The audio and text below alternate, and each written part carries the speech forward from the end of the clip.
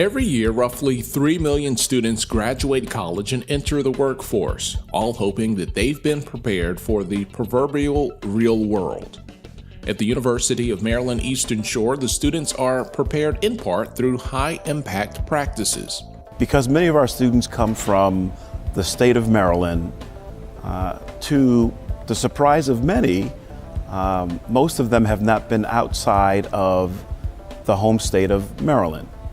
And through our study travel HIP experience, we've had students go to New Orleans, to Washington, D.C., to Brooklyn, to New York City, Manhattan, and they're able to put some perspective to what they're reading.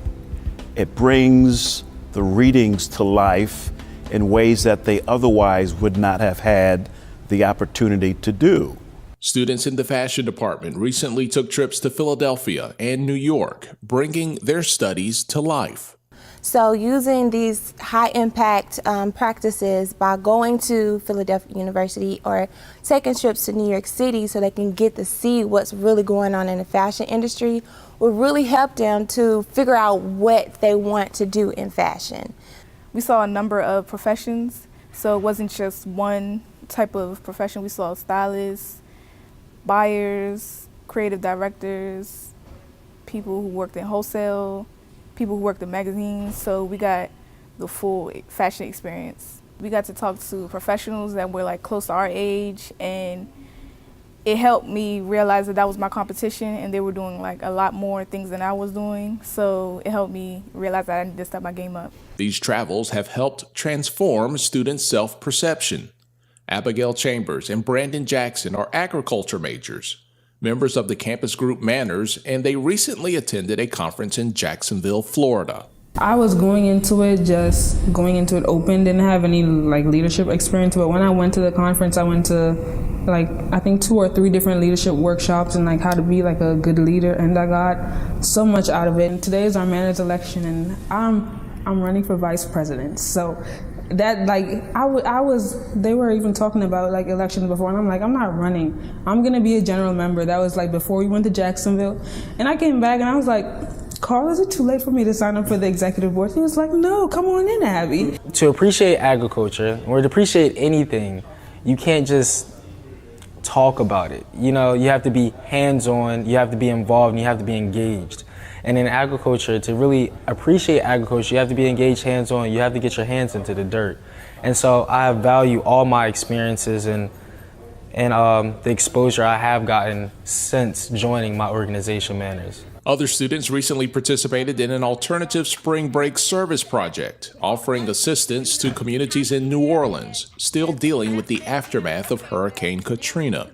Another life-changing experience. Yes, and to be honest, living on the Eastern Shore, I had no idea that because you stopped hearing about it, so you assumed everything was okay. The government took care of it and everything.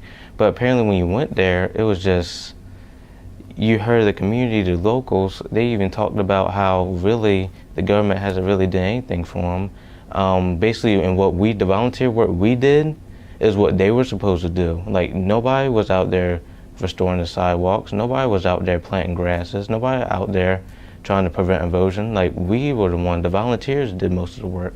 It was a real place where a disaster happened, and now we're just trying to reconstruct it little by little. And again, the government's not doing anything, but the locals are. So basically, you're kind of becoming a part of that community and building up that community. And you know, one thing I got out of it is you realize that the community really appreciates what outsiders do for them. Living with other people during this experience not only helped me learn about different perspectives, because there were times where we weren't in the field, we weren't working, we weren't doing that community service work, and we just had time to ourselves.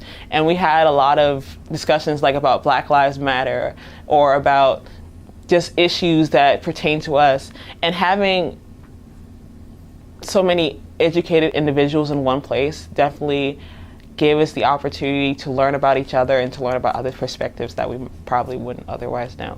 Education can no longer be seen as the bricks and mortar on a college campus. That education now has to be seen as the library, the laboratory, the classroom, the studio as the entire world or United States. And if we're lucky enough someday, we'll have high impact practices overseas. While study abroad may be a goal for the future, the stateside opportunities are nearly as impactful.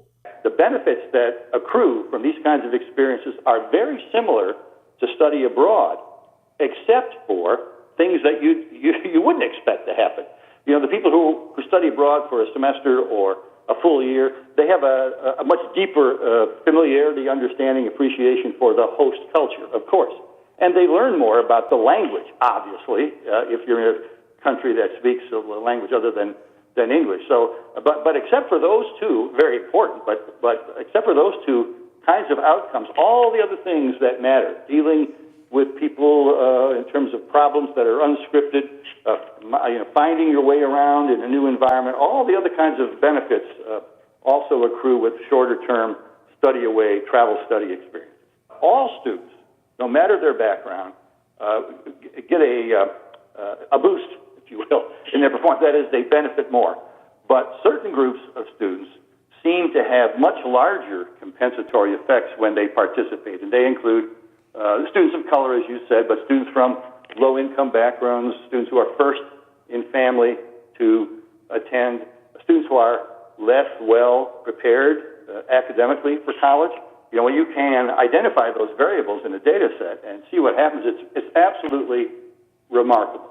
One Eastern Shore student may be a pioneer of sorts. Dominic Copeland recently took advantage of an impromptu speaking engagement and earned a scholarship and a trip to China. When would Dr. Joyce Payne come to the University of Maryland Eastern Shore?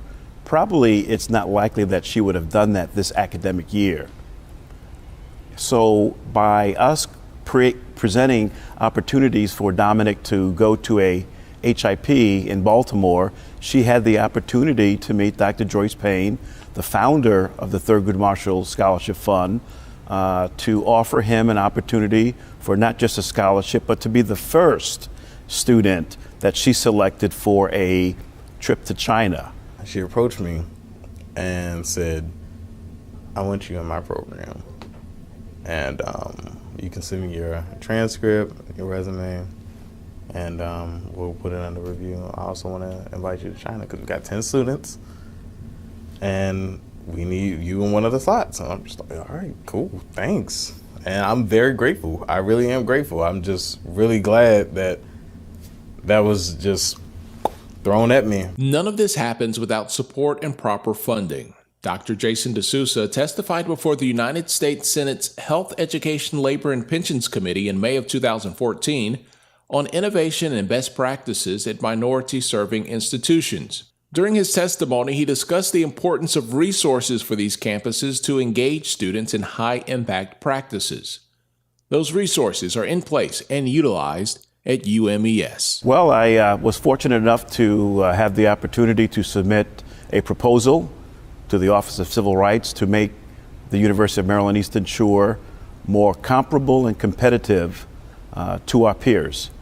And I incorporated high impact practices, and as a result of that, the Office of Civil Rights approved it, and we have considerable resources to get students and particularly faculty to drive the high impact practices that create learning opportunities that students would not otherwise have. Would like to thank everybody at the school that gave us the opportunity to go, because without them, we wouldn't have the monetary aid or any help to go and help them in New Orleans. And on top of that, I think I was very